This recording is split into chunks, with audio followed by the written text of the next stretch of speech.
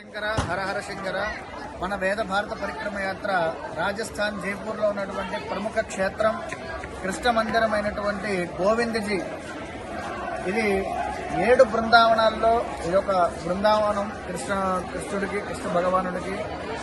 అదేవిధంగా ఇక్కడ ఎంతో మంది ఈరోజు ఉత్తరాయణ పుణ్యకాల సమయంలో ఎంతో మంది భక్తులు, వేలాది మంది కాదు లక్షల్లో ఈ రోజు అంతా కూడా వస్తున్నారు ఇక్కడికి. కానీ విశేషం ఏంటంటే ఒక లైన్ కానీ తోపులాట కానీ ఏది లేకుండా ఎవరు ఎంతసేపు స్వామివారి దగ్గర ఉంటే ఉండొచ్చు, ఎంతసేపు భజన కావాలంటే అంతసేపు భజన చేసుకోవచ్చు. తోపులాట కానీ తొక్కిసలాట కానీ లాగేయడం కానీ అటువంటి వేది లేదు. ఇదే కల్చర్ కానీ ప్రతి దేవాలయంలో వస్తే ఇంకా అద్భుతమైనటువంటి దేవాలయాలు అభివృద్ధి చెందుతాయి. ప్రతి చోటకి కూడా భక్తులు వెళ్లి కాసేపు అక్కడ సమయాన్ని కేటాయించాలనే ఒక భావన కలుగుతుంది. ఈ విధమైనటువంటి విధానం ఉంటే ప్రతి చోట కూడా. అంతే తప్ప భగవంతుడి దగ్గరికి ఇలా నమస్కారం చేసే లోపల రెక్కట్టుకుని బయటికి లాగేస్తున్నారు. అటువంటి దుశ్చర్యలు కాకుండా చక్కగా వెళ్లి 2 నిమిషాలు దండం పెట్టుకునే విధంగా ఏర్పాట్లు మార్చుకోవాలి తప్ప భక్తులను తోసేయకూడదు. దాన్ని బట్టి ప్రతి ఒక్కరూ ఈ ఆలయ కమిటీ వాళ్ళు కావచ్చు, దేవాదాయ శాఖ వాళ్ళు కావచ్చు, ఆ ఆలయాన్ని ఎవరైతే చూస్తున్నారో వాళ్ళకి ప్రత్యేకంగా ఈ యొక్క సందేశాన్ని అందిస్తూ ఉన్నాము. ఈ విధమైనటువంటి విధానం తీసుకొస్తే భక్తులకు సౌకర్యంగా ఉంటుంది. వాళ్ళు కూడా ఒక 2 నిమిషాల భగవంతుడి దగ్గర వాళ్ళకు ఉన్నటువంటి సమస్త కోరికలు ఉండొచ్చు, బాధలు ఉండొచ్చు, అవి చెప్పుకునే సమయం కూడా ఈరోజు మనం భక్తులకి మనం అందించట్లేదు. కాబట్టి భగవంతుడి దగ్గరికి ఎంతో కష్టపడి వస్తారు, ఎన్నో ప్రయాసాలు కూర్చుకొని వస్తారు. అటువంటివన్నీ కూడా 2 నిమిషాలు చెప్పుకునే సమయం కూడా అక్కడ లేకపోతే చాలా ఇబ్బంది అవుతుంది.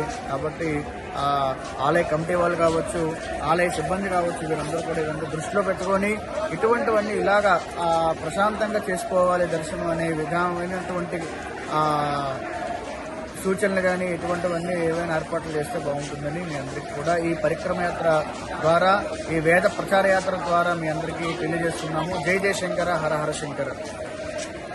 జై జయ శంకర హర హర శంకర.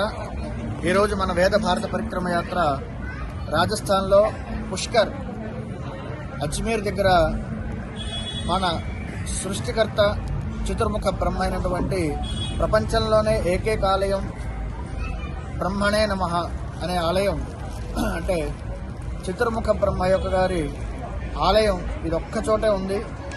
అది కూడా స్వయంభూ ఆలయం. ఈ ఆలయంని మరలా మన జగద్గురు ఆదిశంకరాచార్యుల వారు పునరుద్ధరించి పునర్నిర్మాణం చేసి మరలా ఆయన ధర్మస్థాపన చేశారు ఇక్కడ. అదేవిధంగా మన హిందువులందరూ కూడా ఒక విషయం తెలుసుకోవాల్సింది ఏంటంటే, మరలా మన హిందుత్వం, మన హిందూ ధర్మం బలోపేతం అవ్వాలి అని అంటే ముందుగా బ్రాహ్మణోత్తములందరూ కూడా స్వయం అనుష్ఠానాలు చేసుకుంటూ వేదాధ్యయనం మీద ఆసక్తి చూపి మరలా పూర్వ వైభవం వచ్చేంత వరకు కూడా ఆ హిందూ ధర్మం ఇంకా ప్రతిష్టం చెందదు. ఎందుకనంటే బ్రాహ్మణుల దగ్గరే, బ్రాహ్మణుల మీదే ఈ యొక్క హిందుత్వం అనేది బేస్ అయి ఉంది. కాబట్టి ప్రతి బ్రాహ్మణోత్తములు కూడా సంస్కరింపబడి, అయితే కేవలం ఈ పురోహిత వృత్తిలో ఉన్న వాళ్ళు మాత్రమే ఉద్ధరించాలన్నది కాదు. బ్రాహ్మణుడిగా జన్మెత్తిన వాళ్ళు ప్రతి ఒక్కరూ కూడా, వేదాధ్యయనం అధికారం ఉన్న ప్రతి ఒక్కరూ, బ్రాహ్మణ క్షత్రియ వైశ్యులందరూ కూడా మన వేదాధ్యయనం మీద ఆసక్తి చూపి వేదోద్ధరణకి, వేద పరిరక్షణకి కృషి చేస్తే పూర్వకాలంలో ఎలాగైతే మన తాతలు ముత్తాతలు అనుష్ఠానాలు చేసి, పూజలు చేసి, వ్రతాలు చేసి, నోములు చేశారో నిరంతరం ఇంట్లో దేదీప్యమానంగా ఆ వైభవం ఎలా ఉండేదో మరలా ఆ వైభవం మరలా బ్రాహ్మణోత్తములలో అందరిలో జరగాలి. ఎందుకంటే కొంతమంది వృత్తిరీత్యా వేరే వేరే రంగాల్లోకి వెళుతూ వేరే వేరే వృత్తుల్లోకి వెళ్ళిపోతున్నారు. తద్వారా వైదికాన్ని విడిచిపెడుతూ ఉన్నారు.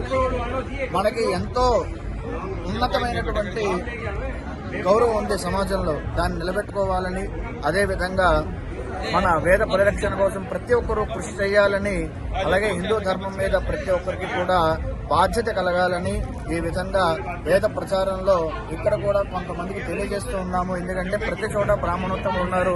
వారు వివిధ రంగాల్లో వివిధ వృత్తులు ఎంచుకుంటూ ఉన్నారు. ఏ వృత్తి ఎంచుకున్నప్పటికీ మన మూలాలు మర్చిపోకూడదు. అది కులవృత్తి కాదు, అది కేవలం మిగతావన్నీ కులవృత్తులు అనుకోవచ్చు, కానీ వేదాధ్యయనం మాత్రం బాధ్యత. భవిష్యత్ తరాలకి మన హిందూ సంస్కృతి సాంప్రదాయాలు అందజేయాలంటే బ్రాహ్మడే ఒక వారధిగా నిలిచి ఉన్నాడు. కాబట్టి ప్రతి ఒక్కరూ కూడా ఈ విషయాన్ని తెలుసుకుంటారని సవినీయంగా మనస్ఫూర్తిగా చెప్తూ జయ జయ శంకర హర హర శంకర.